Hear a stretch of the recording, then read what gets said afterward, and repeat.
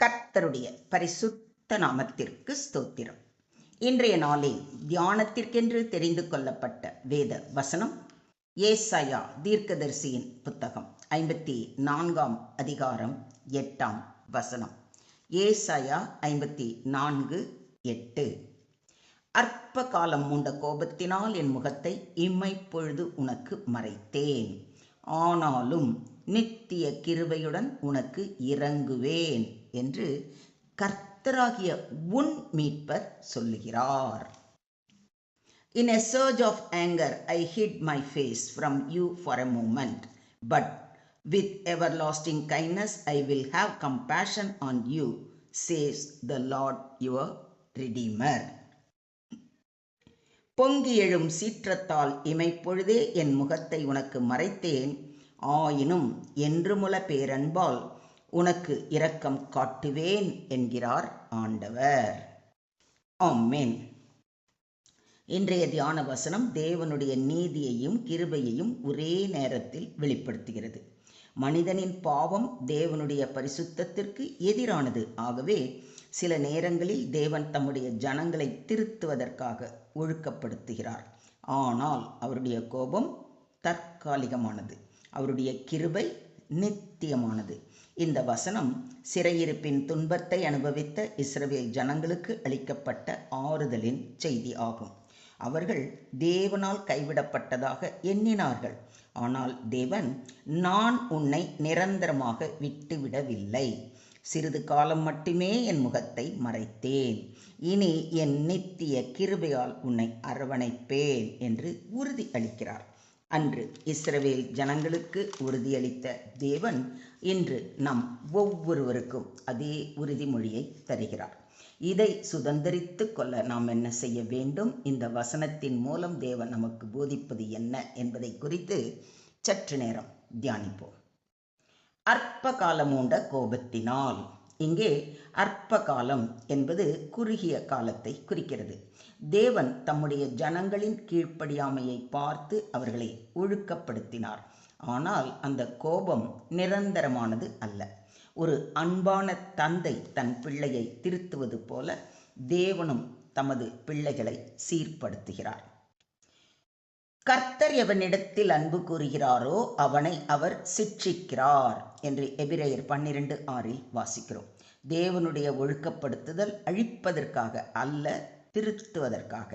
அவருடைய பிள்ளைகளாகிய நாம் அவருக்கு விரோதமாக பாவம் செய்யும்போது நம்மை தண்டித்து திருத்துகிறார். அதனால்தான், என் மகனே, கர்த்தருடைய சிட்சையை அற்பமாக எண்ணாதே, அவரால் கடிந்து கொள்ளப்படும் போது சோர்ந்து போகாதே என்றும் வேதம் அறிவுறுத்துவதை எபிரேயர் 12:5 வாசிக்கிறோம்.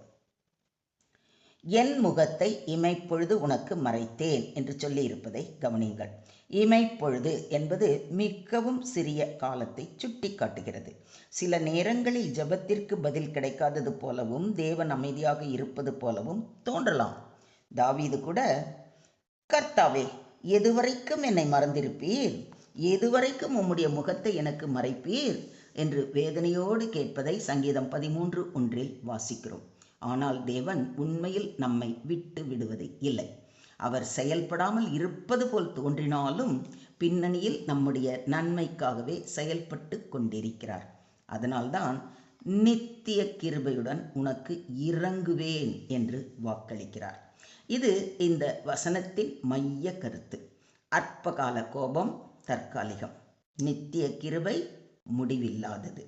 தேவனுடைய கோபத்தை விட அவருடைய கிருபை பெரிது. மனிதர்கள் சில நேரங்களில் மன்னிக்காமல் இருக்கலாம், ஆனால் தேவனுடைய கிருபை மீண்டும் மீண்டும் நம்மை தூக்கி நிறுத்துகிறது. நாம் நிர்மூலமாகாதிருக்கிறது கர்த்தருடைய கிருபையே. அவருடைய இரக்கங்களுக்கு முடிவில்லை, அவைகள் காலைதோறும் புதியவைகள். உமது உண்மை பெரிதாய் இருக்கிறது என்று புலம்பல் 3ஆம் அதிகாரத்தில் வாசிக்கிறோம். அவருடைய கிருபையினால்தான் நாம் இன்று இருக்கிறோம். இதை விசுவாசிக்கிறீங்களா? கர்த்தராகிய உன் மீட்பர் சொல்லுகிறார் என்று சொல்லியிருப்பதை கவனிங்கள்.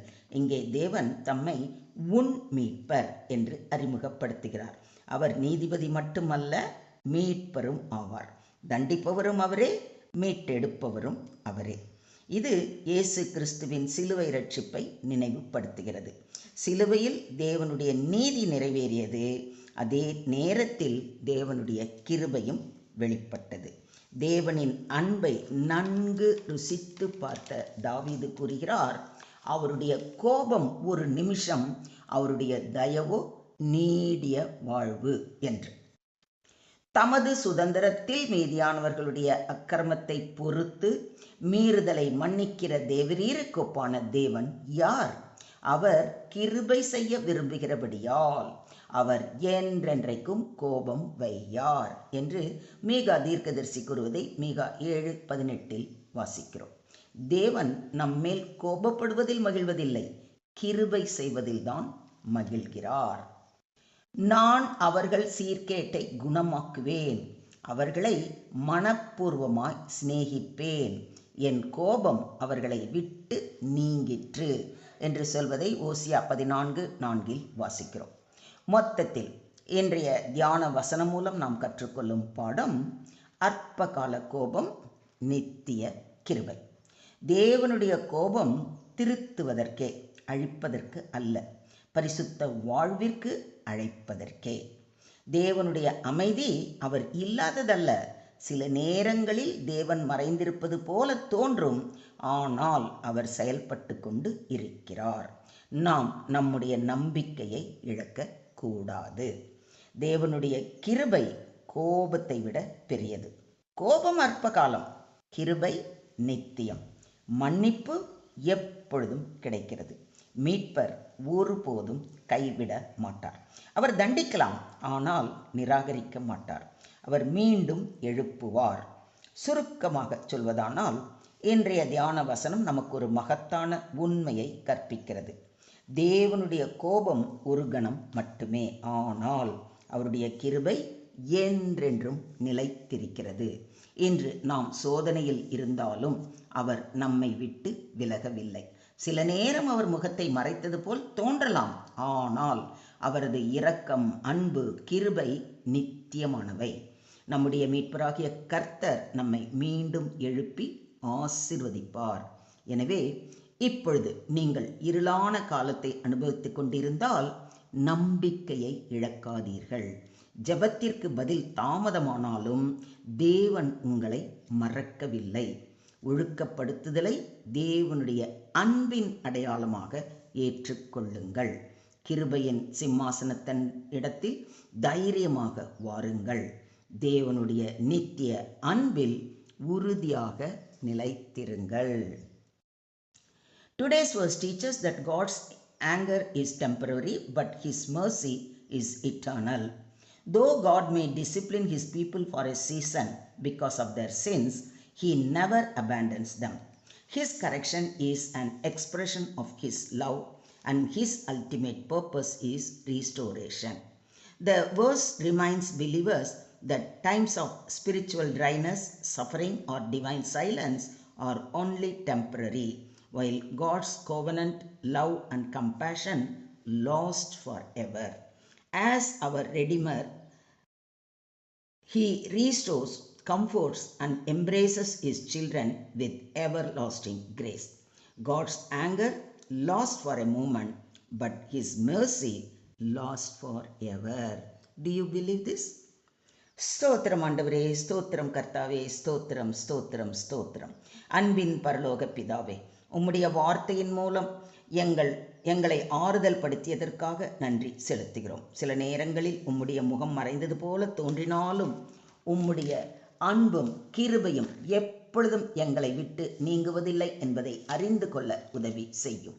கர்த்தாவே, சோதனைகளிலும் காத்திருக்கும் நாட்களிலும் உம்மையே நம்பி பொறுமையோடு விசுவாசத்தோடு காத்திருக்க எங்களுக்கு உதவி செய்ய வேண்டுகிறோம். உம்முடைய அற்பகால ஒழுக்கப்படுத்துதலின் நோக்கத்தை புரிந்து கொள்ளும் ஞானத்தை எங்களுக்கு அருளும். எங்கள் பலவீனங்களையும் தவறுகளையும் மன்னித்து உம்முடைய நித்திய கிருபையால் எங்களை மீண்டும் புதுப்பித்து நடத்தும். இன்று மனமுடைந்திருப்பவர்களை ஆறுதல் படுத்தும்.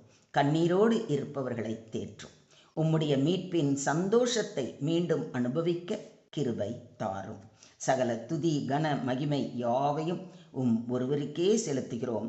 எங்கள் மீட்பராகிய இயேசு கிறிஸ்துவின் விலையேற பெற்ற நாமத்தில் எங்கள் ஜெபத்தை ஏறெடுக்கிறோம் எங்கள் அன்பின் தகப்பனே. ஆமென்.